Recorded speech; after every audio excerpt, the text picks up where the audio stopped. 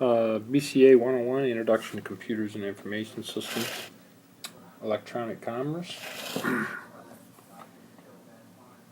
Plenty of definitions out there you can look up. This whole idea of exchanging money electronically. First one here, business to business. You take a big company, you know, a big company like Walmart does business with a firm like some product that Walmart would offer. Let's say Berkeley fishing gear. I'll make that up. Not only can Walmart order items from Berkeley, their systems communicate to their systems, and so Berkeley can make the different fishing gear, ship it to a warehouse, the warehouse then distributes it to the Walmart stores. The Walmart store sells the product.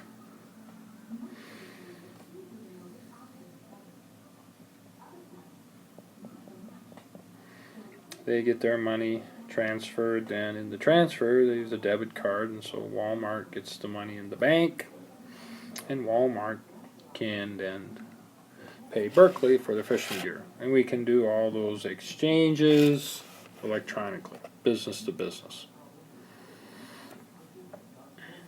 There are lots of examples of where this occurs, where one business can do commerce with another business. Even every day in the world, a large amount of money is borrowed just for the operations of a company during a day, and then paid back at the end of the day or the next day. And this is worldwide, no matter what country you're in. Customer to business, we do that all the time. You search an information system via the cloud, let's say at Amazon, find a product you want. You're sitting at home.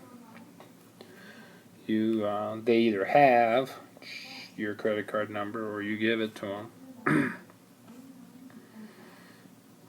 Information at your bank and their bank, right?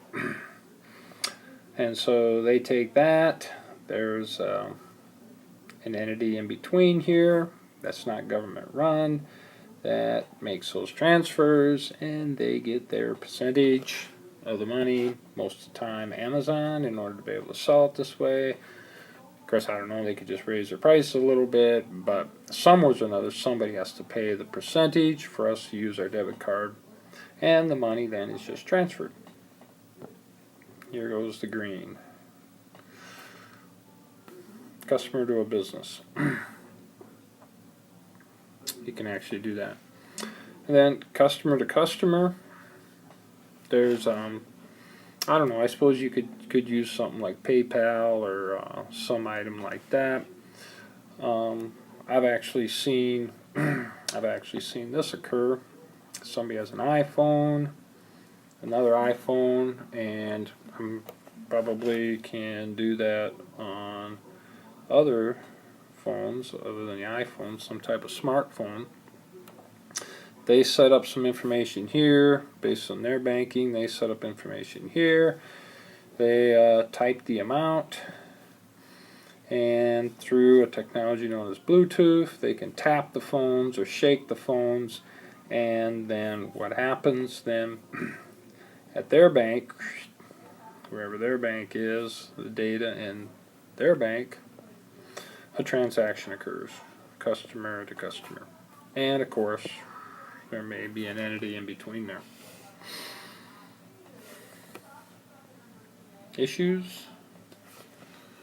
Sure, you gotta trust the banks. You gotta trust the entity in between. You know, we have to manage our cards the way we do it here in America. You know, we've got the strip on there, and then we've got security code, and then on the other side we got the number, and then we have maybe a pin depending on what you have. So we have to be concerned about during the processing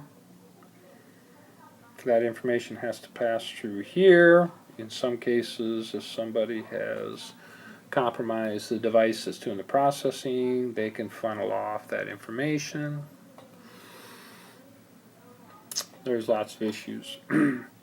Something that would be interesting to look up, there's quite a bit of information on Bitcoin in terms of how would that help us in some cases have a currency like that other than using actual coins and dollar bills.